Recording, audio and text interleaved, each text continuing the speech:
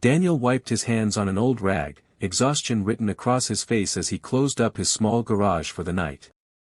Being a single dad wasn't easy, but fixing cars kept food on the table and a roof over their heads. His 6-year-old son, Noah, sat nearby with crayons, humming softly as he filled a page with colorful scribbles of cars with oversized wheels. The garage wasn't much, just one bay with peeling paint and a flickering light above the door, but it was Daniel's pride, something he had built from the ground up after losing his wife 3 years ago. He had promised himself that no matter how hard things got, Noah would always have a safe, steady life. Just as Daniel reached for the switch to close the garage door, a sputtering sedan rolled into the driveway, coughing out smoke before dying with a final rattle.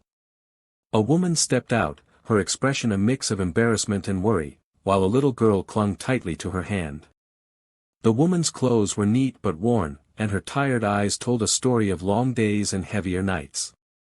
The little girl, no more than 5, peeked shyly from behind her mother's leg, her gaze curious yet cautious. "I'm so sorry," the woman said quickly, her voice apologetic. "My car just gave out. I don't have much money, but, could you maybe take a look? Just to see what's wrong?" Daniel nodded without hesitation. He had seen that look before, the worry of someone who couldn't afford another blow in life. "I'll take a look," he said calmly. Within minutes, he found the problem: the alternator was completely shot. It wasn't a cheap fix, and he could already see the way the woman's shoulders tensed, bracing for bad news. "You're in luck," Daniel said gently. "I've got a spare in the back. Don't worry about the cost. I'll take care of it." Her lips parted, stunned. "I can't let you." But Daniel shook his head firmly. "Sometimes people just need a break. You're not leaving here without a running car." As he worked, the little girl crept closer, her wide eyes fixed on him. When her mother turned away to make a call, the girl tugged softly at his sleeve, leaned close, and whispered in the faintest voice, "She's my mom, please be my dad." Daniel froze, the words hitting him harder than any blow. Before he could respond, the girl's mother called her back, completely unaware that her daughter's innocent whisper had just shaken Daniel's world. Daniel barely slept that night.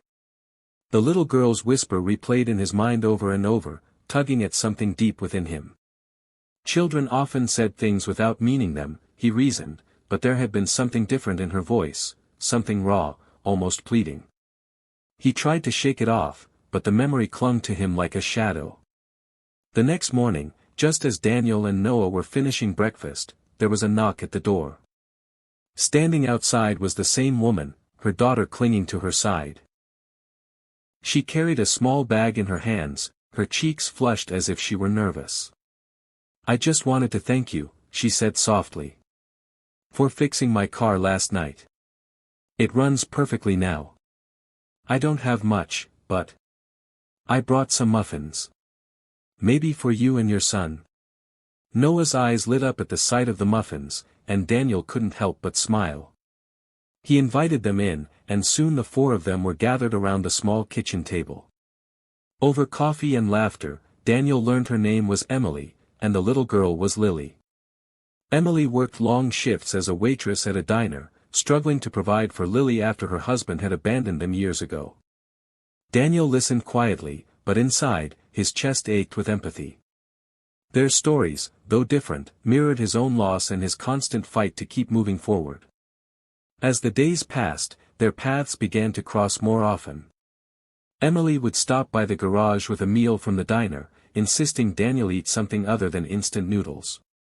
Sometimes she dropped off Lily to play with Noah while she worked late. Slowly, their lives began weaving together in unexpected ways. One evening, Emily invited Daniel and Noah to dinner at her modest apartment. Though small, it radiated warmth, children's drawings lined the walls, and the scent of homemade soup filled the air. Lily and Noah giggled together at the table, scribbling on scraps of paper, while Emily and Daniel shared stories about their struggles and dreams.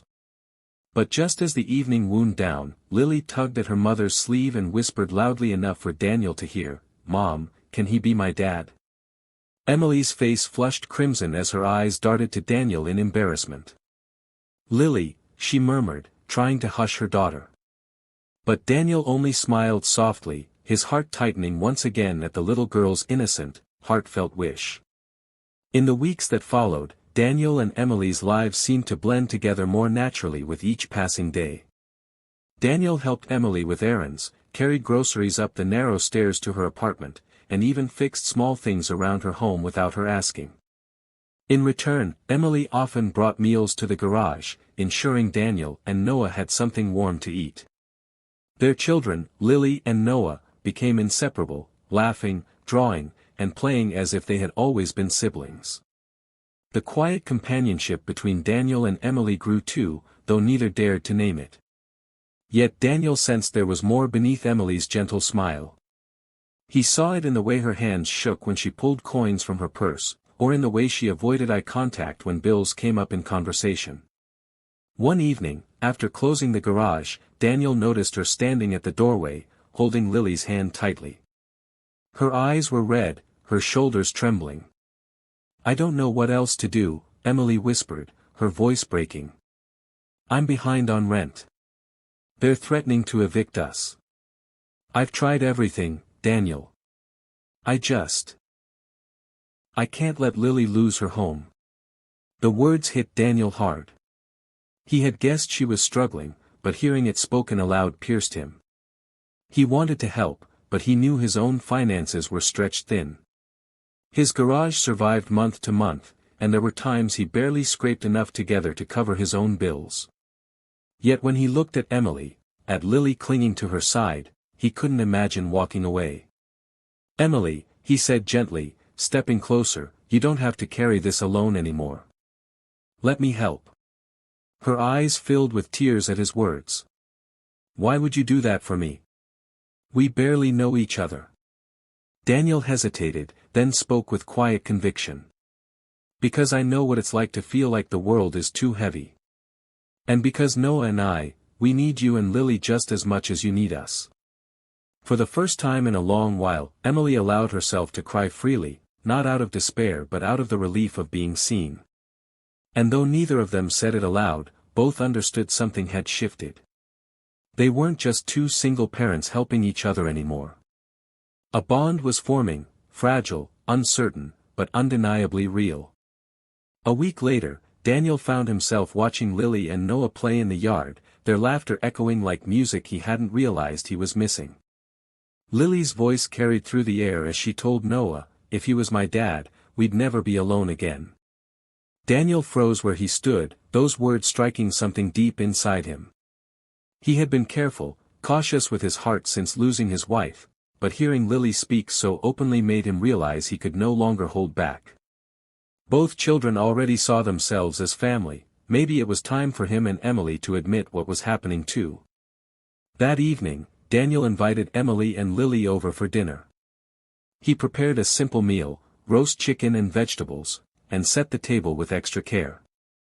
The children fell asleep curled up on the couch, exhausted from a day full of games. With the house quiet, Daniel finally turned to Emily, his heart racing. "Emily," he began softly, "I know we've both been through a lot. And I know we're still figuring things out, but I can't ignore how I feel anymore. I care about you.